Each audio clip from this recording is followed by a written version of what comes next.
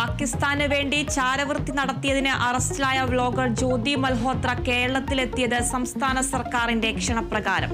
Tourism വകുപ്പ് കൊണ്ടുവന്ന സമൂഹമാധ്യമ ഇൻഫ്ലുവൻസിന്റെ പട്ടികയിൽ ജ്യോതിയും എത്തിയത് ടൂറിസം വകുപ്പിന്റെ പ്രൊമോഷനായി. വിവരാവകാശ രേഖ പുറത്ത് ക്ഷണിച്ചത് നല്ല ഉദ്ദേശത്തോടെയെന്ന് മന്ത്രി PA മുഹമ്മദ് റിയാസ്.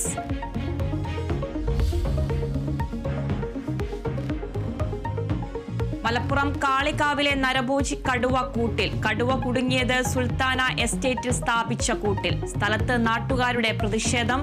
ഉടൻ കാട്ടിൽ വിടില്ലെന്ന് വനംവകുപ്പ്. മലപ്പുറം മണ്ണാർമലയിൽ വീണ്ടും പുലിയിറങ്ങി.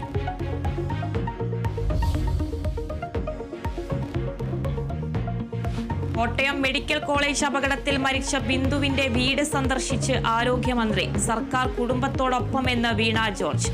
മെഡിക്കൽ കോളേജിലെ കെട്ടിടങ്ങളുടെ ഫിറ്റ്നസ് സംബന്ധിച്ച റിപ്പോർട്ട് തേടി ആർപ്പൂക്കര പഞ്ചായത്ത്. ആരോഗ്യമന്ത്രിക്കെതിരെ പ്രതിഷേധം തുടരാൻ പ്രതിപക്ഷം.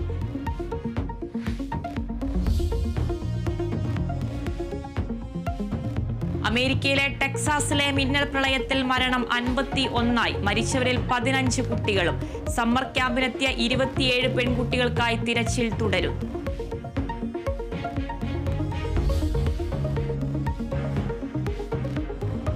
സംസ്ഥാനത്ത് നിപ്പ ജാഗ്രത തുടരുന്നു. പാലക്കാട് പനി ബാധിച്ച് ചികിത്സയിലുള്ള 10 വയസ്സുകാരിയുടെ പരിശോധനാ ഫലം നെഗറ്റീവ്. സ്ഥിതി വിലയിരുത്താൻ കേന്ദ്ര സംഘം കേരളത്തിലേക്ക്. നിപ്പ ബാധിച്ച പാലക്കാട് സ്വദേശിയായ യുവതിയുടെ നില ഗുരുതരമായി തുടരുന്നു. 3 ജില്ലകളിലായി 425 പേർ സമ്പർക്ക പട്ടികയിൽ.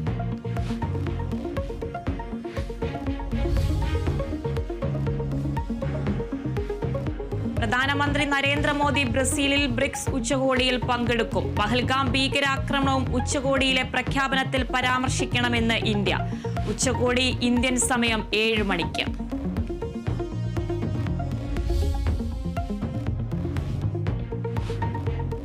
ദി അമേരിക്കൻ പാർട്ടി എന്ന പേരിൽ പുതിയ രാഷ്ട്രീയ പാർട്ടി പ്രഖ്യാപിച്ച് ഇലോൺ മസ്ക്. പ്രഖ്യാപനം എക്സിലൂടെ ജനങ്ങൾക്ക് സ്വാതന്ത്ര്യം നൽകാനെന്ന് മസ്ക്. പുതിയ പാർട്ടി ബിഗ് ബ്യൂട്ടിഫുൾ ബില്ലിന് പിന്നാലെ.